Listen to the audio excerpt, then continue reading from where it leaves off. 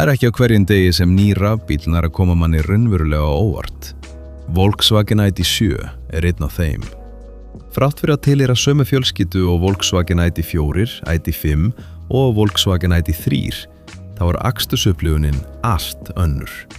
Hér að ræða þroskaðri og fáaðri bíl sem augljóslega hannaður með meiri áherslu á þægindi, rými og heildarupplifun. Bíllinn boðinn með 4Motion fjórhjóladrifskerfi hjá Heklu. Það sem grípur mann strax við fyrstu kynni hversu vel bíllinn liggur á veginum. Stýringin nákvæm og viðbröðin mjúk en örugg. Þetta ekki bíll sem reynir að heilla með spark í rassinnkrafti eða spottlegum tilburðum, heldur með jafnvægi og yfirvegun. Aðlögunarhæfa fjöðrunarkerfið einn af helstu styrkleikum bílsins, myndi ég segja. Það vinnur afar vel við mismunandi aðstæður og gleypir ójöfnur á veginum á sannfærandi hátt. Hvort sem ekið á grófum malbiki eða stjettum þjóðvegi, heldur bíllinn góðum stöðuleika og veitir farþegum þægilega ferð. Þessi eiginleiki gerir það að verkum að aksturinn minnir frekar á stærri og dýrari lúxusbíla. Undir húddinu, eða réttara sagt undir gólfinu, 340 hestöfl sem skila sér á mjúkan og stöðugan hátt. Aflið meira en nægjanlegt fyrir bíla af þessari stærð og nýtist vel hvernig sem þú vilt nýta það, á þjóðvegi 1 eða á grófara vegjavurborði eða í borgarakstri. Þetta kraftur sem styður við þægindin frekar en að yfirgnæfa þau. Innrettingin rúmgóð og vel hönnuð með skýra áherslu á notagildi. Sætin einstaklega þægileg með rafstillingum, nuddvirkni og halda sérlega vel við mjóbak. Hægt að lengja setur á einfaldan máta. Þetta búnaður sem skiptir raunverulegu máli, sérstaklega á lengri ferðum. Nuddið í sætunum meira að segja gerir bara lukku. Farangusrýmið 605 lítrar og stækkar upp 1700 lítra með niðurfelldum aftursætum. Þetta gerir bílinn afar hentugan fyrir fjölskyldur sem þurfa sveigjanlegt og rúmgott geymslupláss. Geymsluhólf í farþegarrými einnig vel útfærð og nýtast vel í daglegu lífi. Rafdrifin afturhleri og snjallt IQ ljósakerfi bæta síðan við heildarþægindin og styrkja tilfinninguna fyrir vel útbúnum bíl. Hvað IQ LED ljósakerfi? IQ ljós heiti á snjöllu ljóskerfi frá Volkswagen sem notar LED eða Matrix LED tækni til að bæta sýn og öryggi í akstri, sérstaklega í myrkri. Í stað þess að vera bara kveikt slökkt á háum ljósum, þá IQ ljós miklu snjallari, Matrix LED ljós. Ljósin samsett úr mörgum litlum LED-einingum sem hægt að stjórna hverri fyrir sig. Sjálfvirk hágeislastýring, Dynamic Light Assist. Bíllinn skynjar aðra bíla og slekkur bara á þeim hluta ljósins sem myndi blinda, en heldur restinni af háu ljósum.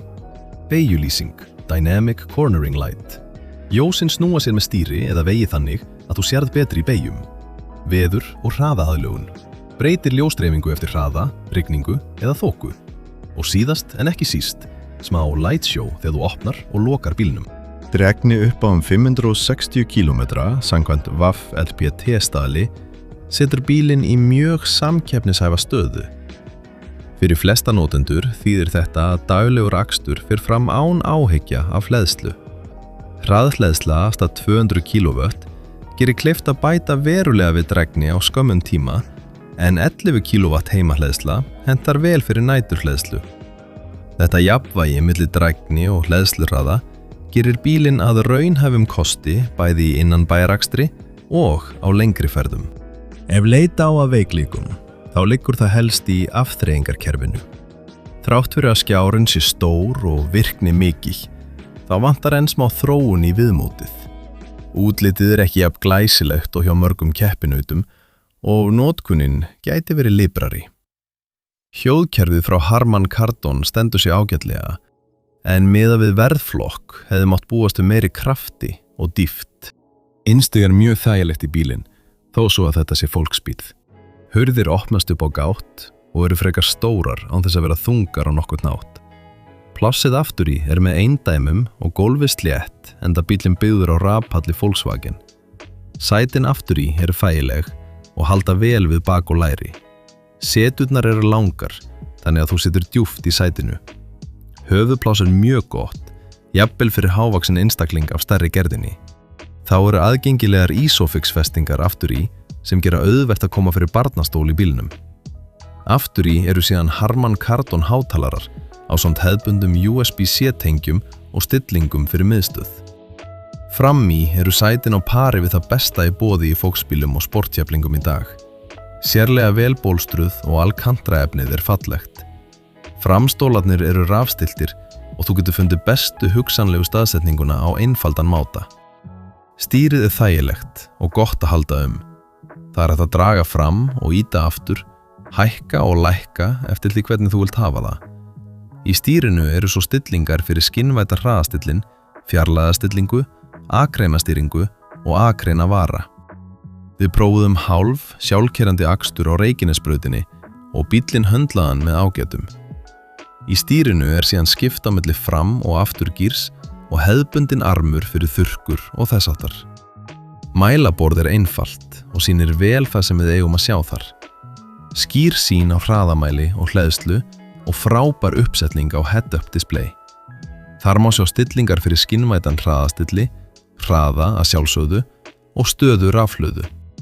Síðast en ekki síst eru ýmsir öryggisfítúsar í head-up display. Til dæmis lætur bíllinn þig vita ef þú ert komin of nálagt næsta bíl fyrir framan eða þú heldur þig ekki á miðju akreinar. Ennfremur lætur bíllinn vita aðkomandi beygjur sem mjög cool fítus. Í verðsamanburði við bíla á borðu Audi Avant e-tron og Porsche Taycan Sport Tourer kemur Volkswagen ID.7 afar vel út. Hann býður upp á rými, þægindi og aksturseiginleika sem standast samanburð, á sama tíma og verðið yfirleitt talsvert hagstæðara. Niðurstaðan skýr. Volkswagen ID.7 framúrskarandi fjölskyldubíll. Hann sameinar þægindi, rými og fáaða aksturseiginleika á sannfærandi hátt. Hann greinilega skref upp á við frá fyrri ID-gerðum og hentar sérstaklega vel íslenskum aðstæðum. Þó afþreyingarkerfið ná ekki alveg sama stigi og hjá sumum keppinautum, þá vefur það lítið á móti heildarupplifuninni. Fyrir þá sem leita að rúmgóðum, þægilegum og vel akandi rafbíl Volkswagen ID.7 einn áhugaverðasti kosturinn í dag.